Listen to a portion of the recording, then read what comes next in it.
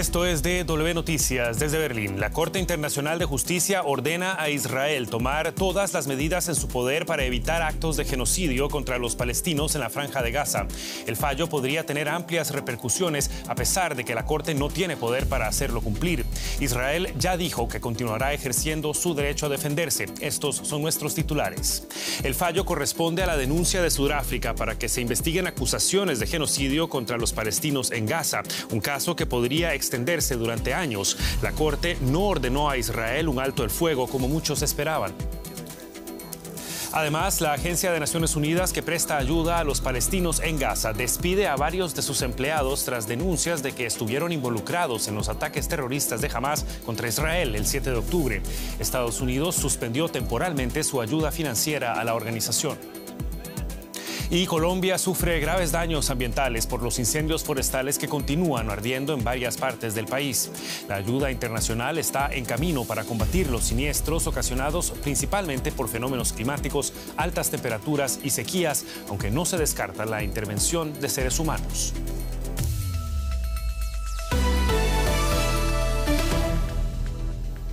Los saluda Javier Arguedas. Gracias por informarse con nosotros.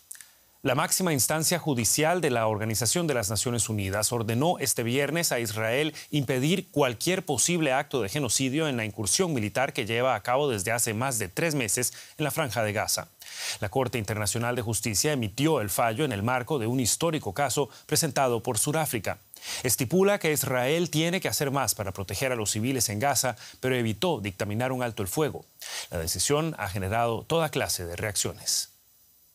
A las puertas de la Corte Internacional de Justicia, activistas palestinos siguen la audiencia, emitida en vivo. Muchos esperaban una decisión más contundente de los jueces, pero otros consideran que el fallo fue una victoria simbólica. La delegación palestina en la CIJ cree que esta decisión podría tener consecuencias de gran alcance. Creemos que este es un paso importante hacia la justicia para el pueblo palestino. No estamos acá por venganza, estamos acá por justicia. Y buscamos justicia para nuestro pueblo, para los niños que fueron asesinados en Gaza y en toda Palestina. Del lado israelí, los activistas no pueden creer que la acusación de genocidio formulada por Sudáfrica siquiera fuera aceptada a trámite. La evidencia presentada 2 semanas atrás por el representante de Israel fue muy sólida. Allí se exponía claramente que Israel no puede cometer un genocidio porque lo que está haciendo allí no es con la intención de cometer un genocidio. Esto no es un genocidio. Israel estuvo presionando para que la CIJ dejara caer el caso por completo. Tras el fallo, su primer ministro reaccionó así. La acusación de genocidio formulada contra Israel no solo es falsa, sino indignante, y la gente decente de todo el mundo debe rechazarla. Mientras la CIJ no llegó a pedir un alto al fuego, el presidente de Sudáfrica insta a que se haga más para frenar los combates en Gaza. Creemos firmemente que tras este fallo, ahora debe haber un esfuerzo más concertado para un alto el fuego.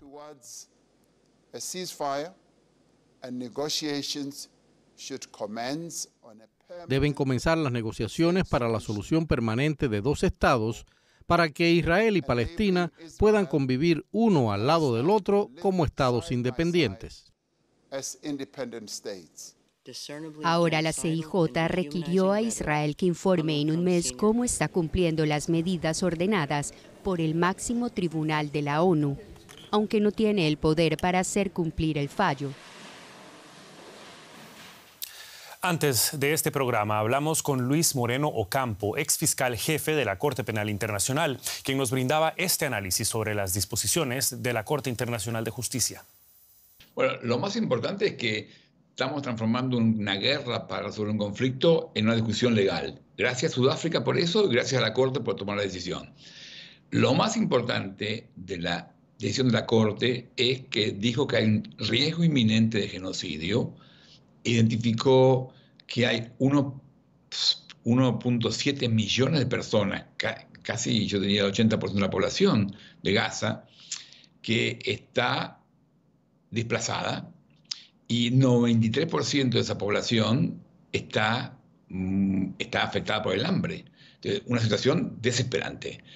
Lo que la Corte después hizo fue una cosa, en lugar de ordenar a Israel suspender los bombardeos o proveer ayuda humanitaria, le pasó la pelota a Israel.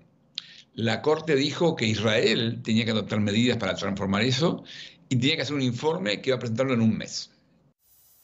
El experto también reconoce dificultades para el apoyo internacional que pueda obtener Israel en sus operativos militares de ahora en adelante.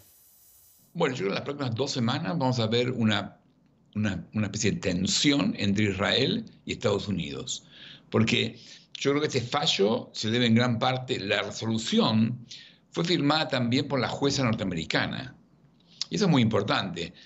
Estados Unidos no puede ignorar esa resolución. Y esa resolución explica también que la Convención de Genocidio define complicidad. Estados Unidos no puede ser cómplice en un genocidio.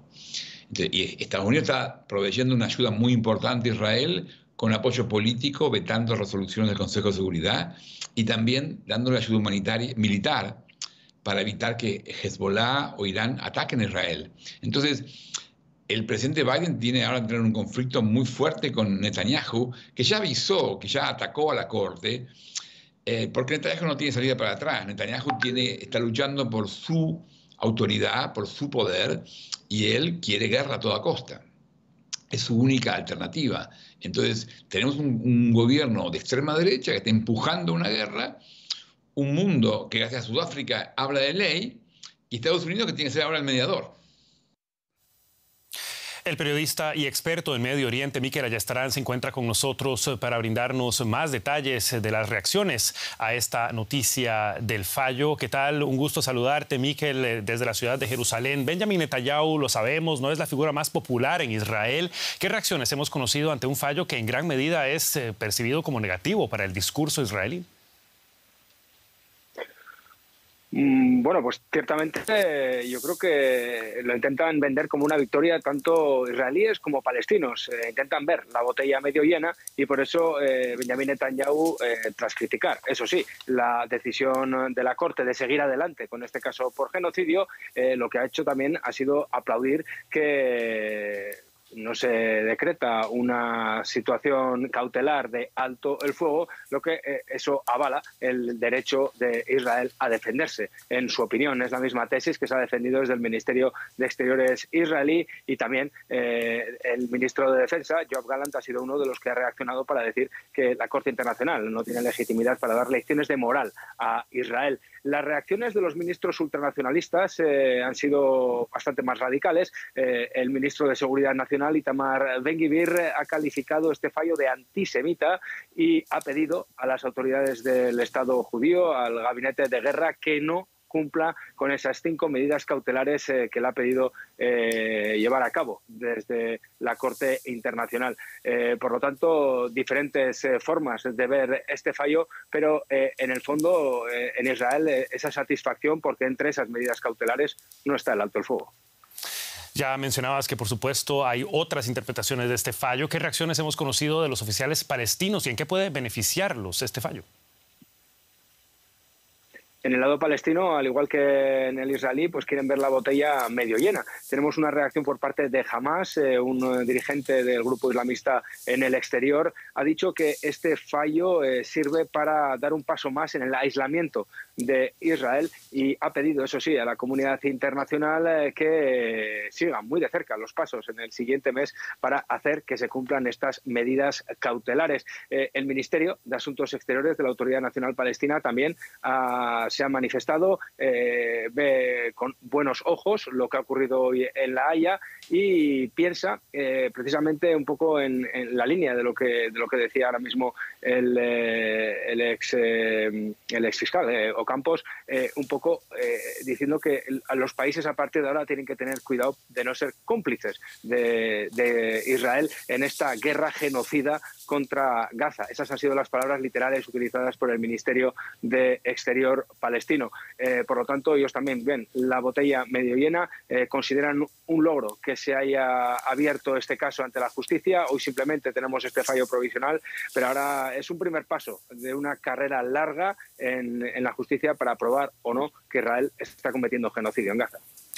Era el análisis de Miquel Ayestarán ante un significativo fallo de la Corte Internacional. Muchísimas gracias, Miquel. Hasta una próxima ocasión. Y la Agencia de Naciones Unidas para los Refugiados Palestinos dio a conocer que rescindió los contratos de varios miembros de su personal por su presunta implicación en los atentados terroristas del 7 de octubre de Hamás contra Israel. La agencia, que ha estado entregando ayuda en la Franja de Gaza, afirma que se está llevando a cabo una investigación. Estados Unidos suspendió la financiación de la organización tras las acusaciones. Anteriormente, la agencia ya había declarado que su capacidad para prestar ayuda en Gaza estaba al borde del colapso. Y el periodista José Díaz Briceño se encuentra en la ciudad de Washington para brindarnos más detalles de esta noticia en desarrollo. ¿Qué tal, José? Un gusto saludarte. ¿Qué detalles sabemos sobre las reacciones y las medidas de Estados Unidos ante estas revelaciones? El Departamento de Estado inmediatamente notificó que su titular, Antony Blinken, se había comunicado el propio jueves con el secretario general de Naciones Unidas, Antonio Guterres, donde expresó su alta preocupación sobre estas acusaciones en contra de este personal de la Agencia de Naciones Unidas para los Refugiados Palestinos y exigió específicamente una investigación independiente, así como que de encontrarse culpables que pudieran ser presentados para rendir cuentas inmediatamente. Las acusaciones llegan en un pésimo momento para la administración Biden, que había reactivado el financiamiento tan pronto llegó al poder en 2021 de esta Agencia de Naciones Unidas, y pues estábamos en plena campaña electoral en Estados Unidos y en la propia Casa Blanca hoy el vocero del presidente Biden, el señor John Kirby, debió responder a diversas preguntas donde pues los reporteros estadounidenses le preguntaban por qué había defendido tanto a esta agencia. Obviamente estas son solo acusaciones, se deben probar, pero el ejecutivo estadounidense ha dicho, apoyamos una investigación. Pero sí hay consecuencias financieras inmediatas, por lo que parece. José, ¿qué tanto depende la UNRWA del apoyo financiero de Estados Unidos y cómo podrían verse afectados sobre todo los miles de palestinos en situación de vulnerabilidad en la Franja de Gaza? Así es, de acuerdo con los datos propios de la Agencia de Naciones Unidas, Estados Unidos contribuye en total con alrededor de $340 millones de un presupuesto total de 1.100 millones que maneja la agencia. Esto obviamente abre un boquete significativo y esto es particularmente aún preocupante después de esta guerra donde hay necesidades de reconstrucción inmediatas. Estados Unidos y su contribución son los más grandes a nivel de donantes y obviamente impactan las necesidades de salud, de comida y de vivienda. Hay que decir que aquí las voces en el Capitolio, no importa cuál sea el resultado de estas investigaciones, exigirán sin duda una revisión y una reforma de la agencia como resultado de este escándalo. Era el análisis de José Díaz Briceño desde Washington ante un posible escándalo en la Agencia de Naciones Unidas para los Refugiados Palestinos. Muchísimas gracias, José. Bien, pasamos ahora a la economía. Como ven, está con nosotros Paco Furió. Y Paco, son tiempos convulsos en Europa con muchos movimientos sociales. Así es, comenzamos con protestas en Francia. Este viernes los agricultores ampliaron sus bloqueos nacionales al área metropolitana de París.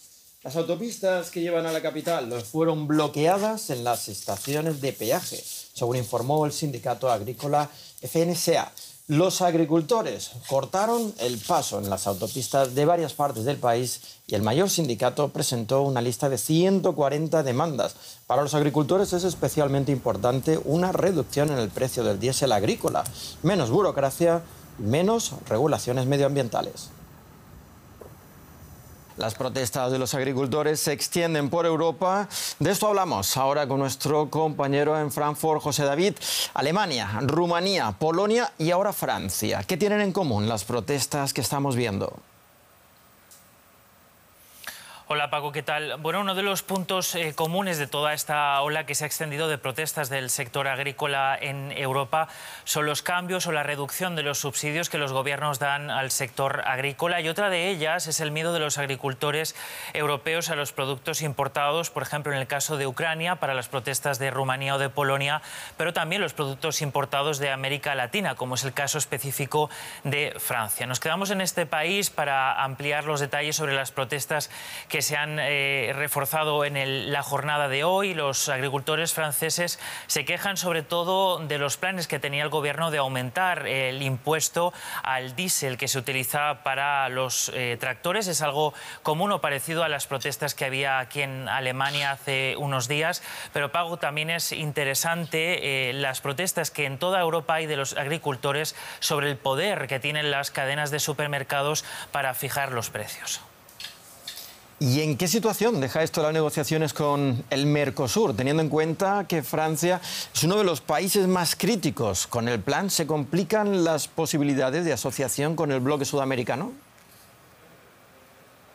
Sí, de hecho, Paco, esta tarde el primer ministro francés ha dicho que Francia se opone a la firma del acuerdo del Mercosur. Es algo que ya se veía venir el propio alto representante de la Comisión Europea, Josep Borrell, esta semana advertía de que esa ola de protestas en el sector agrícola podía dejar consecuencias efectivamente en el futuro de las negociaciones del Mercosur. Bruselas, en general, está preocupada por el aumento de la polarización en todos los temas relativos a la agricultura, y también, Paco, está preocupada por el uso, la influencia que los partidos de extrema derecha en Europa pueden hacer de estas protestas, especialmente en el sector agrícola y de cara a las elecciones en Europa, en la Comisión Europea, que se celebrarán el próximo mes de junio.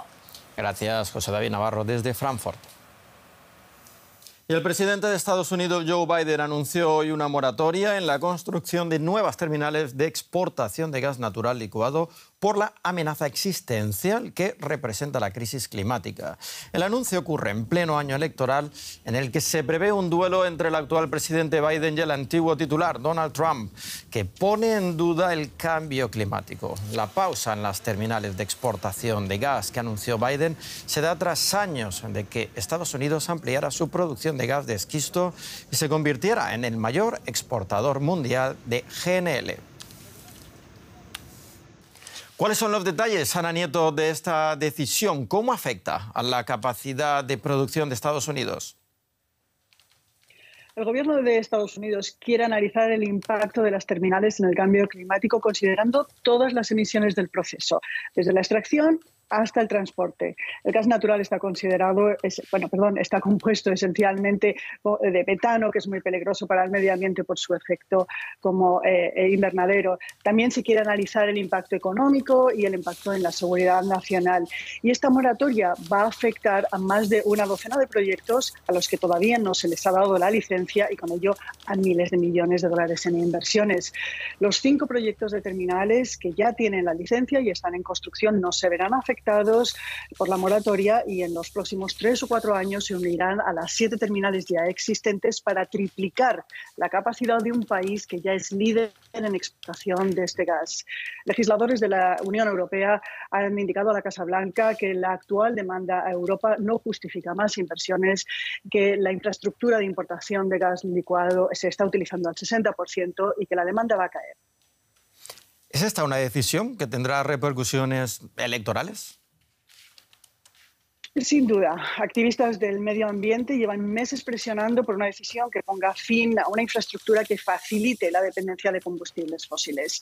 Biden, que ya ganó el voto joven, el más preocupado por el medio ambiente, y ha puesto en marcha la ley de reducción de la inflación para facilitar la transición ecológica, ahora está necesitado de este voto joven, que no lo tiene asegurado, y con esta decisión trata de tender una mano, y ha recordado que a los seguidores de Trump Trump, los republicanos seguidores de Trump, están negando la urgencia de la crisis climática.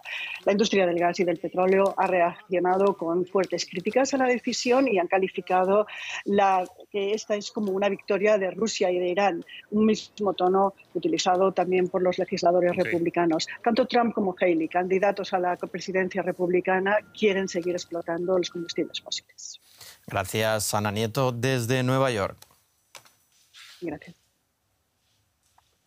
Y no abandonamos el tema del gas porque la petrolera estatal venezolana PDVSA destacó la importancia de las reservas de gas del país ante la crisis energética que vive Europa. La compañía señaló el potencial de Venezuela para ingresar en un futuro en el mercado gasístico internacional. Actualmente el país caribeño se sitúa en la 8ª posición a nivel global en volumen de reservas de gas y podría uparse hasta la 4ª plaza si se certifican las prospecciones actualmente en marcha. Empresas italianas y españolas ya trabajan para aumentar la producción de gas de sus operaciones en Venezuela y exportar el excedente a Europa. Más noticias, Javier.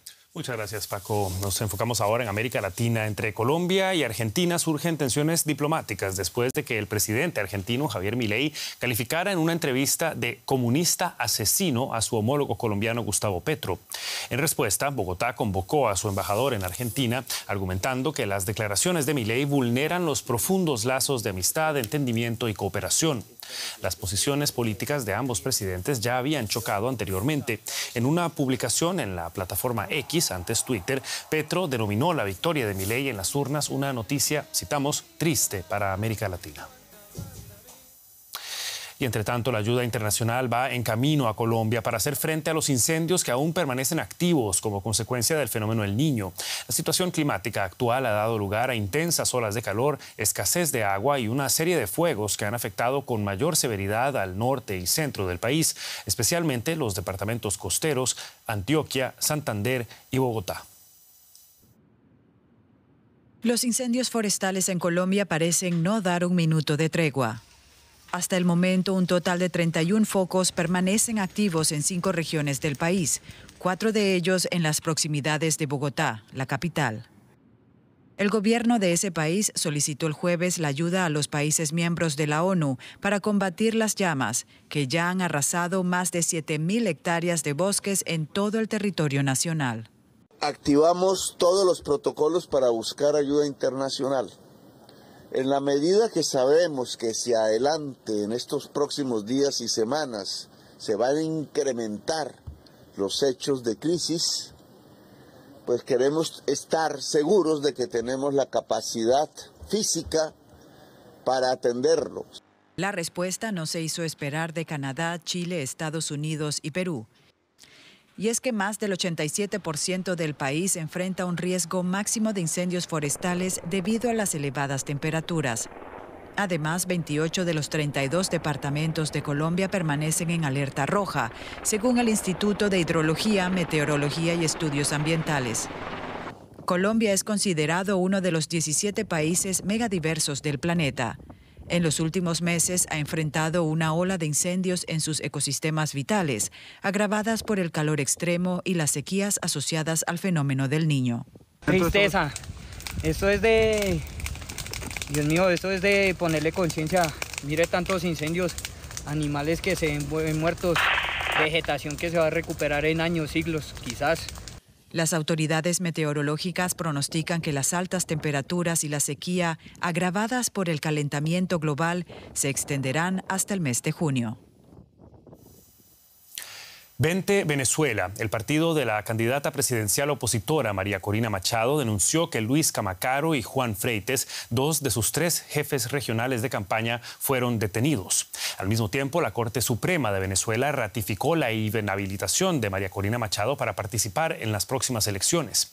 Machado responsabilizó de estas acciones a la administración de Nicolás Maduro, mientras el mandatario venezolano acusa a la oposición de tener un plan conspirativo contra él.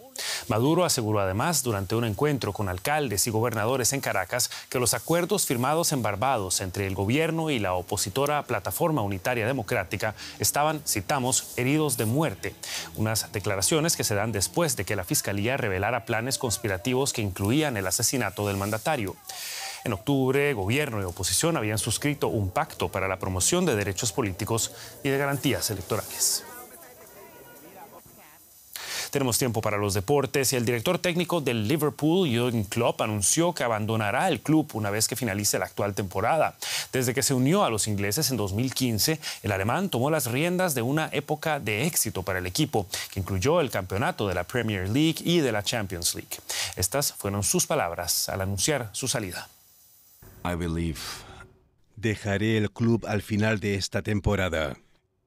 Puedo entender que esta decisión tome por sorpresa a mucha gente, pero es así, no puedo decirlo de otra forma. Ya no tengo energía para continuar. Running out of energy. Y antes de irnos, un cuadro del artista austríaco Gustav Klimt, que se creyó perdido durante casi un siglo, reapareció en Viena. Retrato de la señorita Lisa fue visto por última vez en una exposición en 1925. Posteriormente se perdió el rastro de la obra, que reapareció ahora en una colección privada. Aunque se desconoce todavía cómo llegó el cuadro a sus actuales propietarios, los expertos creen que no hay evidencias de que fuera robado o confiscado antes o durante la Segunda Guerra Mundial. El lienzo será subastado en abril en una puja que podría alcanzar los 50 millones de euros. Y con esto llegamos al final de esta edición de DW Noticias. Muchas gracias por habernos acompañado. Recuerden que pueden mantenerse al tanto de la actualidad en nuestro sitio en internet dw.com o buscarnos en redes sociales como DW Español. Yo soy Javier Arguedas, junto a todo el equipo que trabaja para ustedes aquí en Berlín. Hasta una próxima ocasión y que la pasen bien.